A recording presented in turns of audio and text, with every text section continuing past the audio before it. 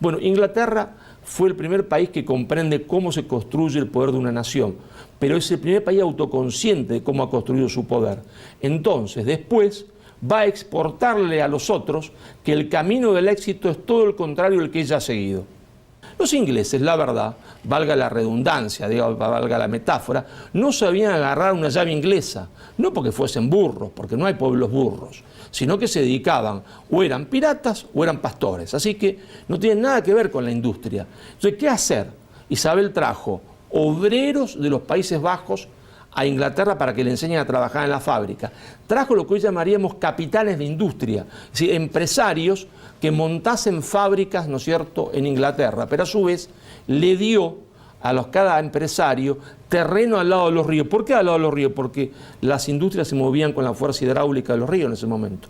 No se había inventado todavía la máquina a vapor, entonces era fundamental que la fábrica estuviese al lado del río. Paletas gigantes al lado de los ríos. Claro. Entonces le regala tierra al lado de los ríos, a los industriales que ella trae y a los obreros que trae para trabajar en esas fábricas. Nosotros vamos ahora, dice Isabel, a crear nuestra propia industria textil. ¿Y cómo vamos a hacerlo? Muy sencillo. Vamos a prohibir la importación de productos textiles y prohíbe la importación de productos textiles holandeses y belgas. Eso crea, ¿no es cierto?, un mercado interno, pero un mercado interno no se crea si no hay salarios altos. E Isabel es la primera que pone lo que hoy llamaríamos un salario mínimo vital y móvil, un salario alto para crear el consumo, ¿no es cierto?, de esos industriales que están produciendo. Ahora, claro, eso provocó un gran conflicto porque los ¿no es cierto?, importadores protestaban, porque ya no podían hacer su ganancia importando. En esa época las cosas se resolvían fácil. Isabel le dijo, ustedes tienen dos posibilidades, o convertirse de importadores e industriales o les corto la cabeza. Y los muchachos eligieron, ¿cierto?, convertirse en productores industriales. Pero cuando Inglaterra obtuvo para sí los buenos éxitos del proteccionismo económico, cuando después de 1750, inventando la máquina a vapor, reemplaza la fuerza de los ríos, ¿no es cierto?, por un método más eficiente que la máquina a vapor, y ya es la primera potencia industrial del mundo, ¿qué hace? Empieza a predicar el libre cambio. Claro, sí. Para que los demás no lleguen a donde ella ha llegado. Le dice, ¿cuál es el camino del éxito? Giles del mundo, vayan, se entiende, por el libre comercio. El libre comercio como ideología de subordinación. Y la exporta al mundo.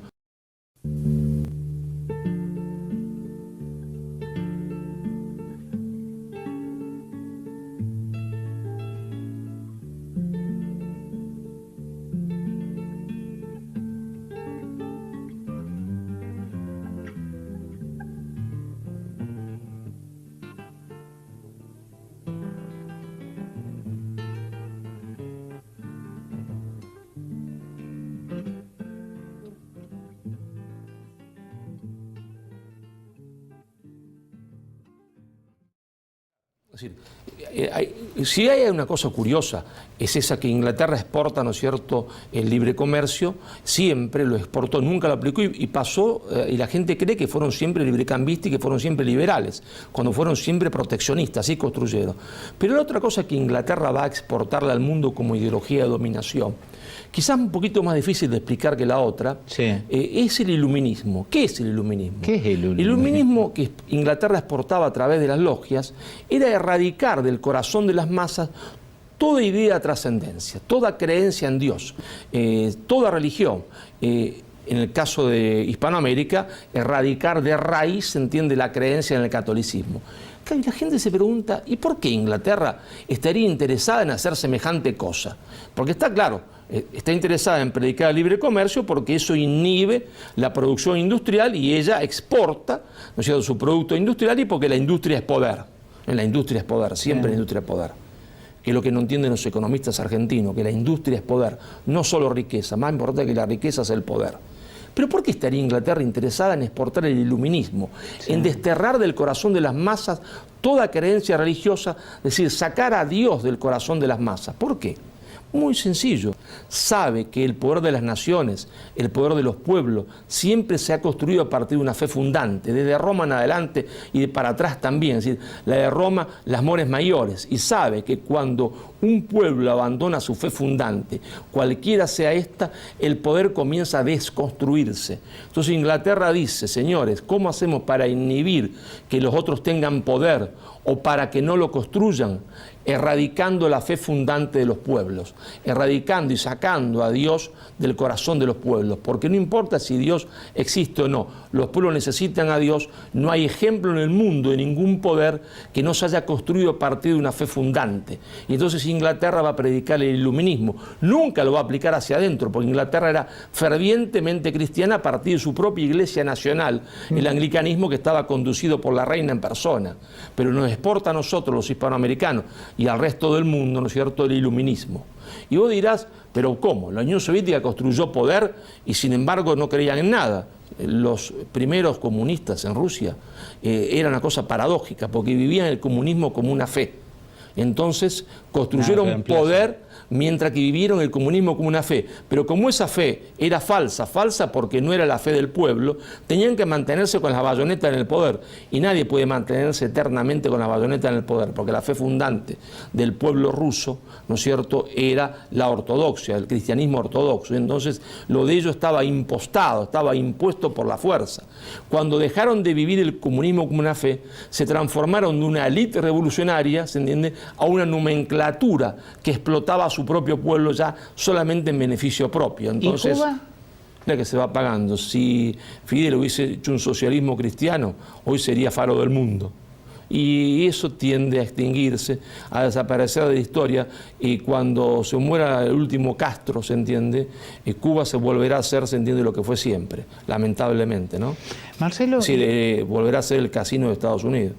El marxismo siempre fue funcional al imperialismo británico, fue siempre funcional a los intereses británicos. Es terrible lo que acaba de decir. Pero la prueba es la realidad, la única verdad es la realidad. La única posibilidad... Es muy peronista eso. La única posibilidad que tenían los pueblos de la periferia de llegar al desarrollo, de salir de la miseria, era industrializándose. Y Marx, ¿qué predicaba? El libre comercio. Decía, no se preocupen de la industrialización, porque lo mejor es el libre comercio. Y espera una revolución en la periferia que no llegaría nunca. Y con la prédica del libre comercio condenaba a los pueblos de la periferia a la miseria del subdesarrollo. Por eso el primer traductor del Capital en Argentina, ¿no es cierto?, fundador del Partido Socialista en Argentina, Juan B. Justo, era librecambista y se oponía a toda medida proteccionista en Argentina. Y no solo fue funcional porque predicaba el libre comercio, un famoso discurso donde Marx se define, ¿no es cierto?, por el libre comercio, sino al predicar que la religión era el opio de los pueblos, no comprendía, como después comprendió Abelardo Ramos, que venía también del marxismo, que la religión en los países periféricos es un escudo protector de la nacionalidad. Porque las grandes potencias imperialistas tratan no solo de dominarte económicamente, sino de aniquilar el ser nacional. Y la religión es parte sustancial del ser nacional. Y entonces, en nuestros países, la religión se convierte en un escudo protector de la nacionalidad. Por eso Inglaterra decía, qué lindo que Carlitos está acá, en Londres. Déjenlo trabajar a Carlitos, porque Carlitos le exporta a la periferia el libre comercio y que la religión es el opio de los pueblos. Es decir, le exporta lo que nosotros queremos que la periferia piense. El iluminismo, es decir, destierra el corazón de las masas a Dios y que se abran económicamente. Carlitos nos es funcional y por eso lo dejaron trabajar en Inglaterra sin molestarlo hasta el final de sus días.